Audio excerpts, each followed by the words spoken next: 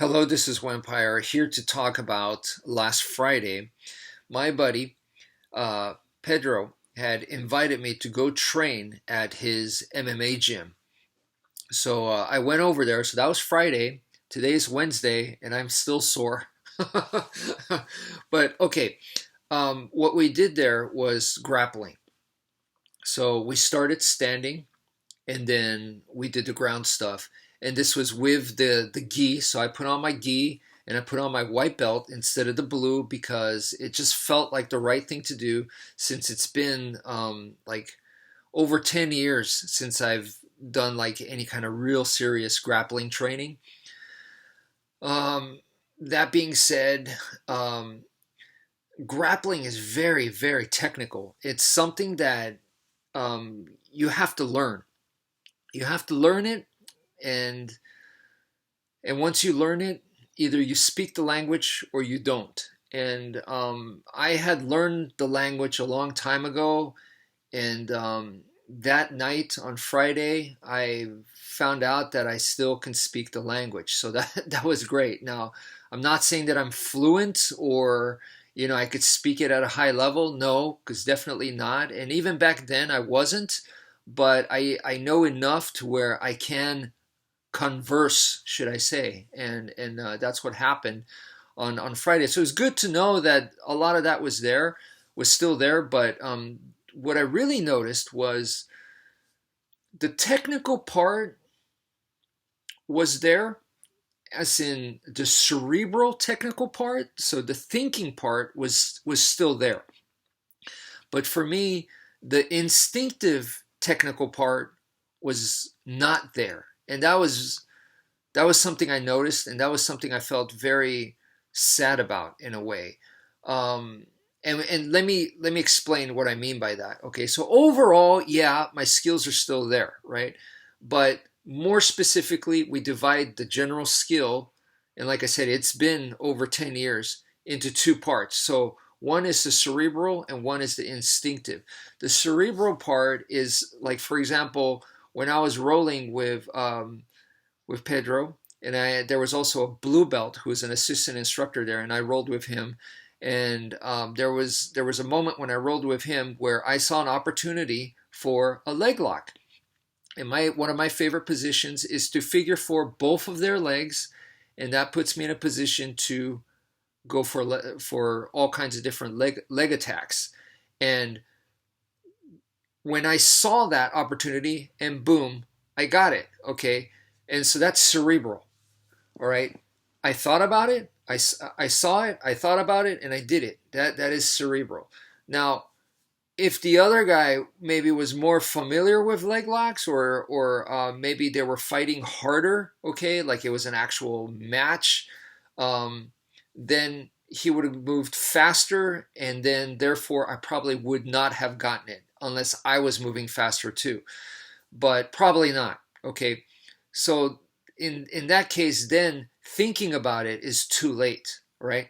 So in a match, you need both. There's times where you can think, even under pressure and even under a real match or a real fight or a real self-defense situation, there are times where you need to be cerebral and think. So that's one aspect. But there's another time where the stuff has to already be in there and it needs to come out instantly. So that stuff is the stuff that I found that it wasn't coming out. So for example, there were times where I got swept or I got reversed or I got taken down. And before in the past, like I would notice that I would already be in a defensive position, maybe even while I'm in the air being thrown or taken down, I'm already passing. And then by the time we land, I complete the pass, like to pass our guard or something like that. That kind of thing wasn't coming out. So if you watch like two UFC fighters and they're fighting, and you'll see that one person is dominating, like every time they go to the ground, the one person is always getting better position, right?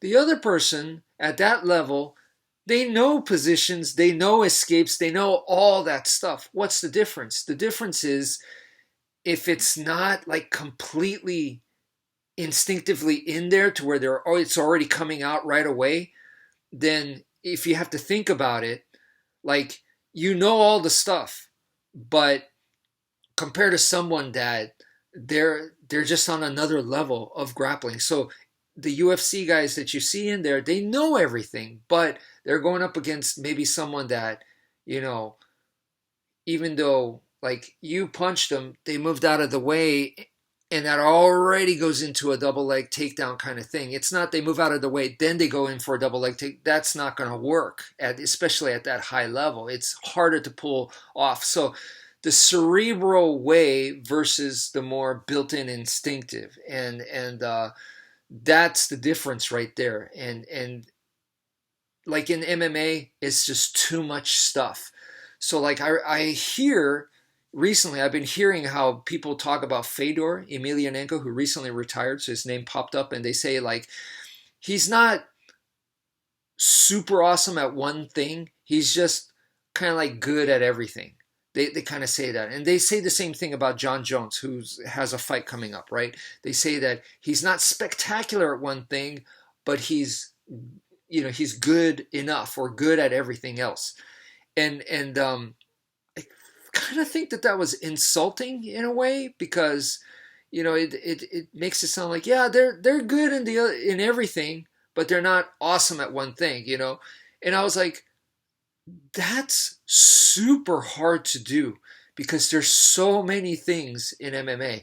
And so last Friday when I went, it was just grappling, and I thought it was a lot. Just the grappling alone was like, there's submissions, there's positions, there's escapes, there's preventions, there's transitions, and then I'm not even talking about standing. There's standing stuff too. So because we did standing. So when you include all of that, it is a tremendous amount of stuff. And yeah, so for those guys like John Jones or Fedor to be good at everything, even though they may not be super awesome at one thing, that's tremendous to be good at everything. So that's all I got to say about that. And this Friday really, really kind of made me realize that it is a tremendous amount of stuff. And yeah, so the way that I trained before was that I was always into like Eskrima and cross training and a bunch of other styles. I really like Muay Thai kickboxing also. So I never thought that I was going to be like a pure BJJ guy where that's all I'm doing. So I understood that I'll never get to their level because they're spending all their time at that, whereas I'm dividing my attention. So it's going to be very, very hard for me to catch up. I'll never catch up, in other words.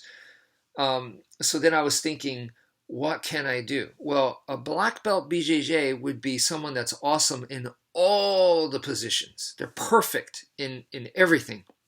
So then I thought to myself, well then, what can I do is just focus on like one or two things. Like for example, I am not going to be able to mount a black belt or get the side position or back mount on a black belt. So then I was like, I don't need to develop that. Was my thinking. And so the way that I developed myself back then was very, very specific, right? So I had a very specific game plan, and my strategy was to take the opponent into my game plan, and I did most of the time, and it worked very well for me. So this time around, I noticed that my specific game plan just I wasn't able to do it. A lot of that was forgotten. So then what happens? You got to be more well balanced. So sometimes I ended up on top, sometimes I got reversed. I was on the bottom, and my game plan just wasn't coming in, and I couldn't be that fighter that would just set up my strategy. I couldn't do that this time around. So that's another thing that I noticed. And yeah, I mean, it's amazing training. For those of you who have never done this kind of training, highly, highly recommend it. At the same time, I could tell you, my body, it feels like my spinal cord's like this. It's been yanked in all these different directions. Gets yanked and it gets locked in there like this knot, and it's brutal. And yeah, so I'm glad I'm not doing this anymore. For the people that are still doing this kind of training, my hat goes off to you. For the people that do this kind of training on a regular basis. So that's it for now. Thank you for viewing, and take care, folks.